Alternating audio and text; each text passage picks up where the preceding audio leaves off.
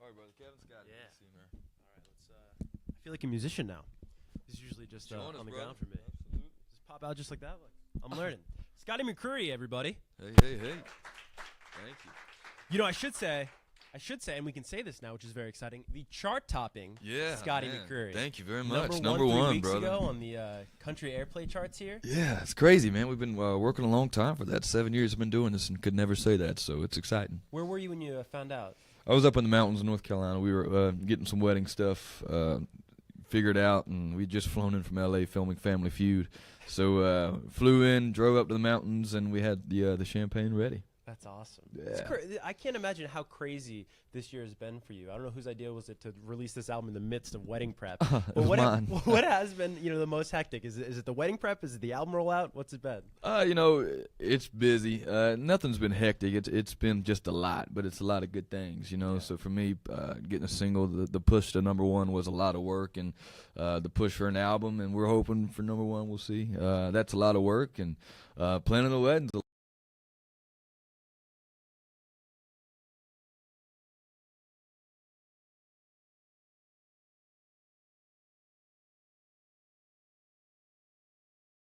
That was a big deal. So yeah.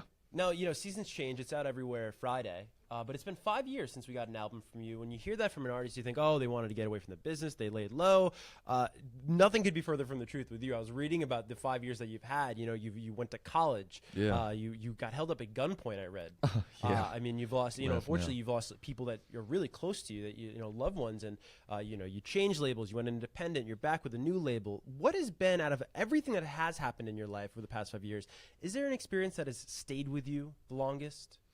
It's been a lot of stuff. I think I've gained a lot of perspective on life. The robbery obviously sucked, but it definitely would put life in perspective. And the engagement, thinking about the rest of your life, spent with one gal, my best friend, is incredible. So there's been a lot of defining moments for me over the last couple of years. That's looking back on it now, it's been great.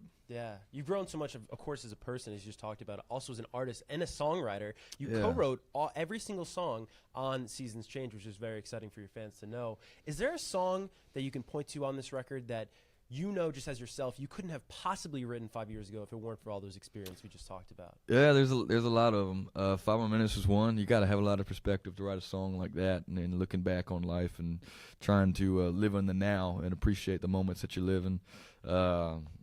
Think this is it. Home in My Mind.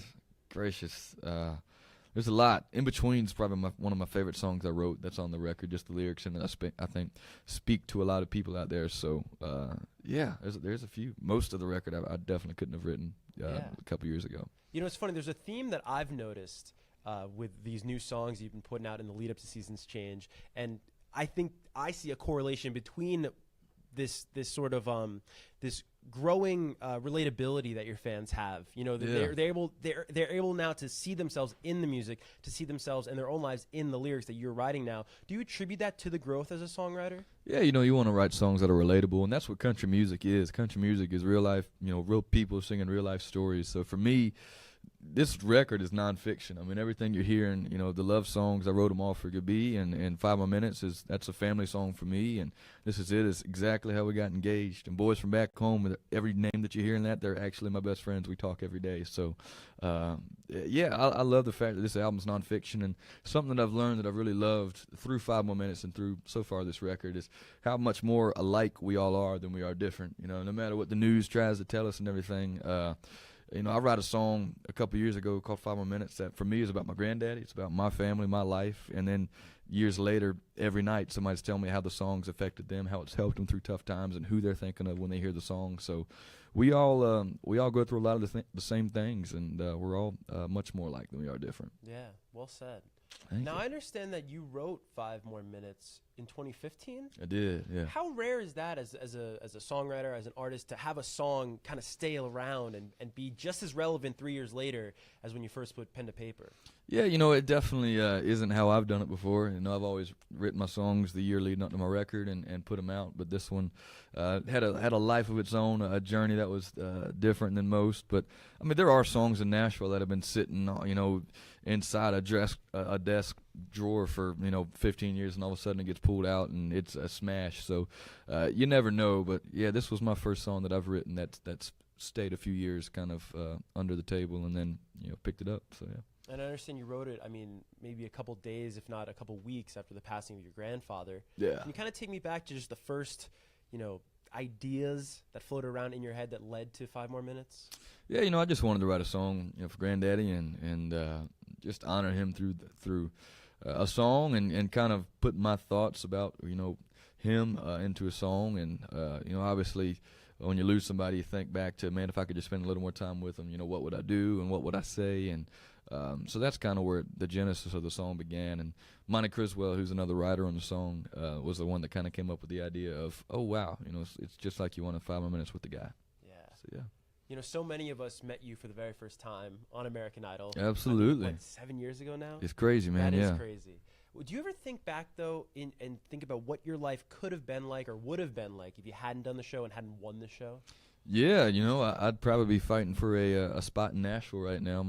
My plan was, growing up, was always to either go to Nashville for college and try to make it that way, or go to Nashville after college. So that'd be about this timeline right now. So I'd be in Nashville trying to make it and playing the honky tonks and writing songs, and who knows if something would have worked out or not. But luckily for me, I guess things took a left turn and at 16 years old, and American Idol happened. It's pretty awesome. What's the biggest lesson that even today, 7 years later, you can actually take with you from that show? Wow, a lot of lessons, a lot of things learned on that show. Hard work was the first thing. It was Idol, as fun as it is 7 days a week, 24 hours a day. You're going from recording to rehearsals to a photo shoot to interviews to an appearance at a red carpet to do this. And it's all incredible stuff, but it's nonstop. So the work ethic you learn there, and for me, something I learned was just staying true to yourself and all that jazz, because L.A. is crazy.